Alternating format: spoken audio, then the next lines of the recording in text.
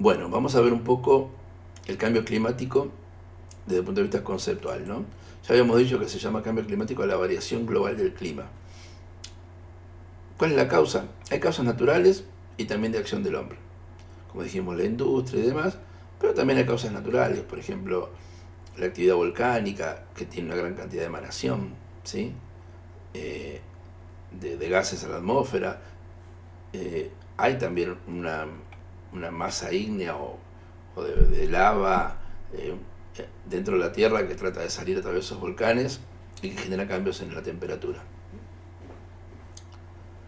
Y bueno, se produce a diversas escalas de tiempo porque puede ser lento, puede ser rápido, ¿no? Depende, hay cambios que demoran siglos y cambios que se miden en meses, en días. Fíjese lo que pasó con esta limpieza que se produjo en un montón de lugares como las aguas de Venecia, ¿no? Como en una escala de tiempo muy breve se produjeron grandes cambios. Y que se ve reflejado en algunos otros parámetros, en varios parámetros climáticos, no solo en la temperatura, sino también en las precipitaciones, la nubosidad, ¿no? Fíjate, de hecho, antes se lo llamaba calentamiento global. Bueno, se lo llama más así, sino cambio climático, porque no es el único parámetro de la temperatura. Pero digamos que una de las primeras acepciones era la de calentamiento global, y que la industria y los medios de transporte aéreos y de tierra eh, hacen la gran, hacen su gran cuota de contribución hacia ese efecto de calentamiento, ¿sí? Bien. Acá en este gráfico podemos ver cómo desde los primeros registros de temperatura que tenemos con las escalas actuales, que son a mediados de 1800 en Inglaterra, empiezan las primeras mediciones, hasta hoy, cómo ha ido variando porcentualmente la temperatura en pocos grados, pero en promedio,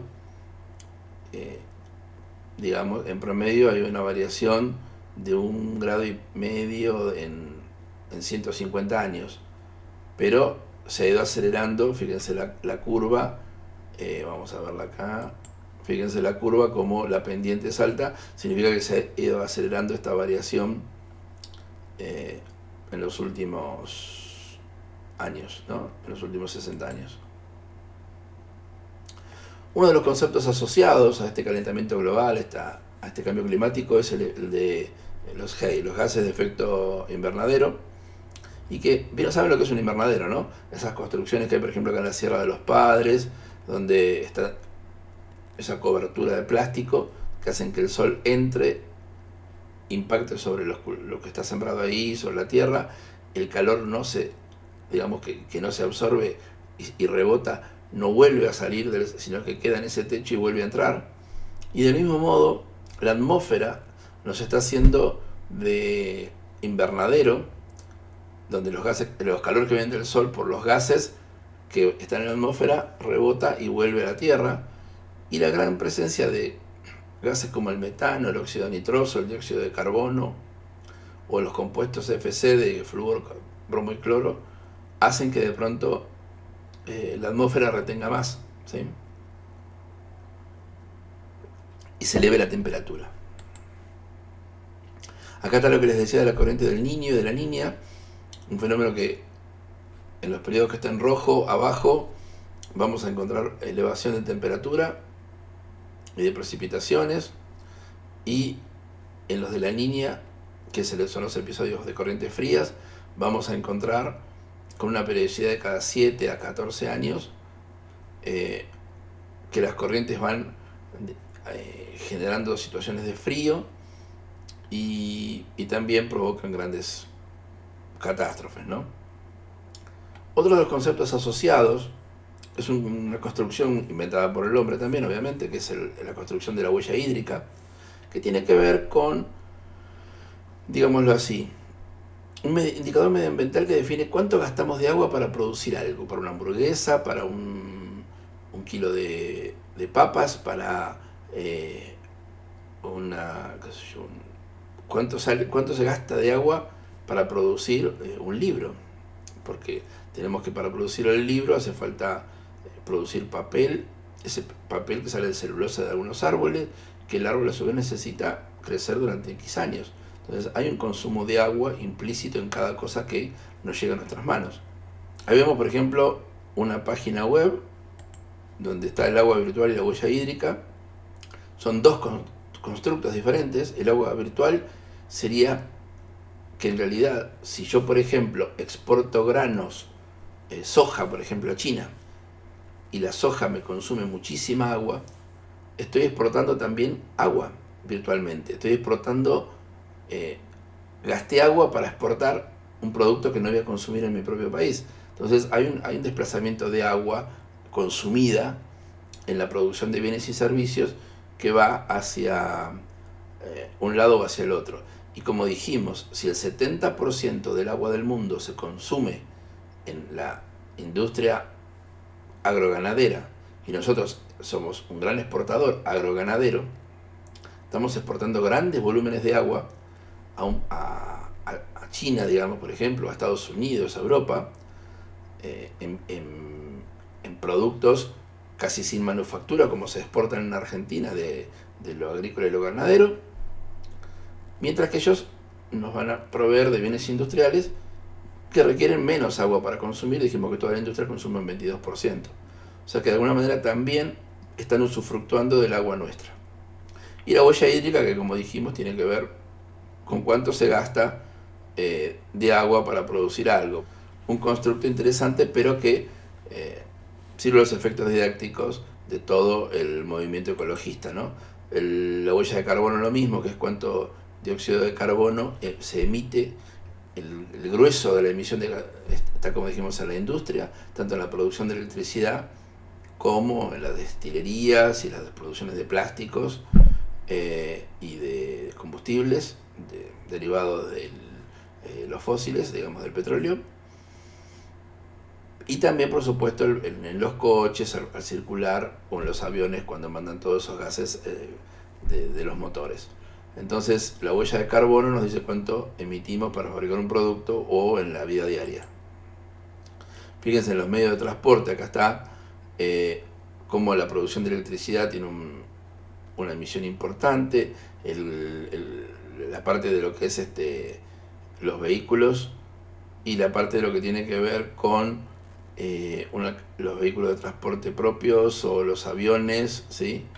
Que también todo eso produce toda una variedad de gases, ¿sí? Directa o indirectamente, que afectan al medio ambiente. Entre los impactos, por supuesto, como dijimos, las sequías, ¿no? Impactos que tienen que ver con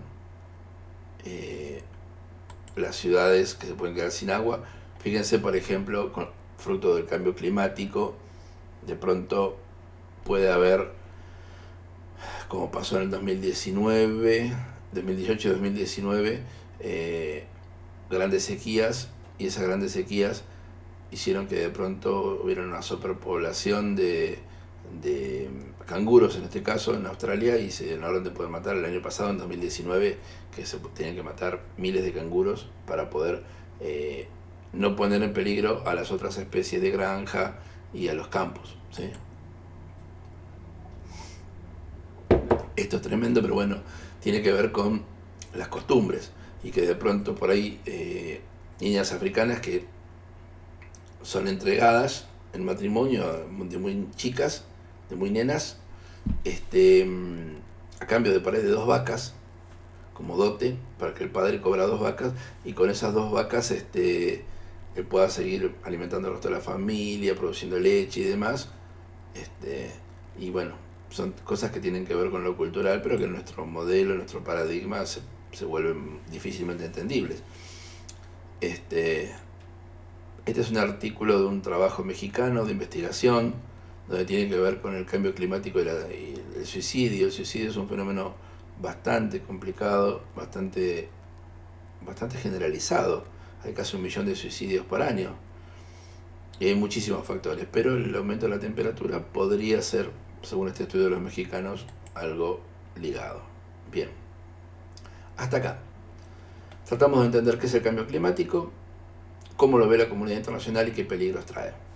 Ahora, ¿cómo se lo mitiga? ¿Cómo se reducen los efectos? Eso es mitigar, ¿no? Reducir los efectos adversos del cambio climático. Tiene que ver básicamente con la extracción de petróleo, acá decía que el Banco Mundial a partir del 2019 no iba a financiar extracción, pero eso generalmente se financia también con fondos privados. O que, por ejemplo, fíjense, en enero del 2018 la ciudad de Nueva York demanda a las principales petroleras por el calentamiento global. Y por supuesto en julio del 2018 la Corte rechaza la demanda, ¿no? También encontramos artículos interesantes, por ejemplo un estudio científico publicado de una universidad sueca que dice que en realidad si somos todos veganos, si tenemos pocos chicos o ninguno, si evitamos viajar en avión y si vivimos sin autos, vamos a estar mejor. O sea que si somos todos veganos, sin chicos y andando en patineta o en bici, vamos a andar mejor y el planeta va a tener menos CO2. La realidad es que con 2 meses de coronavirus paró la industria, paró bastante el campo y se acabó la emisión de CO2 en el planeta tremendamente. Algunas medidas para esta mitigación: el uso de energías renovables, ¿sí? Plantas eólicas, energía por paneles solares, reemplazando el consumo del petróleo. También en los vehículos, autos eléctricos, como forma de reducir el consumo de petróleo.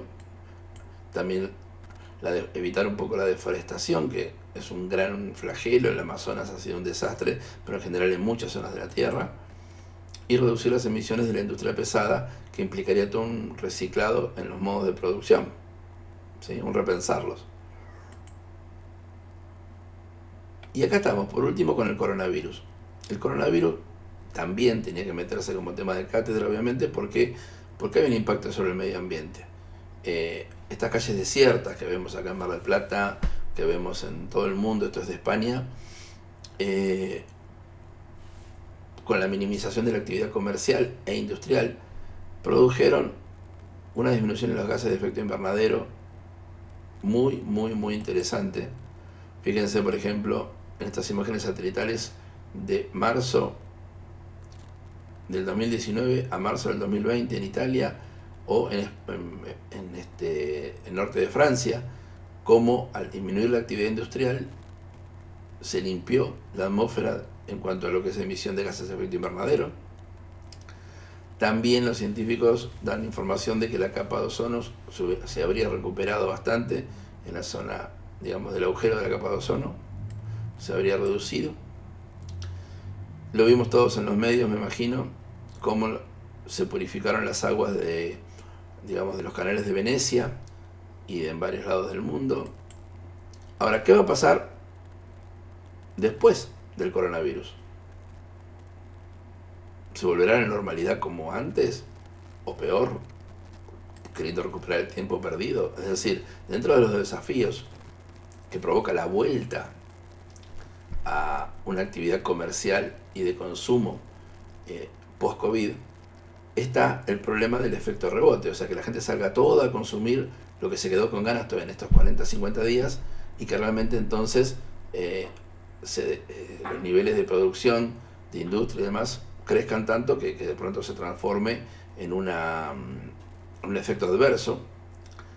Y para esto tiene que ver mucho el tema de la concientización y la educación ambiental, que veamos que realmente en estos 2 meses el planeta se limpió mucho más que en los últimos 50 o 60 que venían debatiéndose con pequeñas medidas, y que todo pasó por la industria y por el transporte. Al disminuir esas dos variables, cambió drásticamente.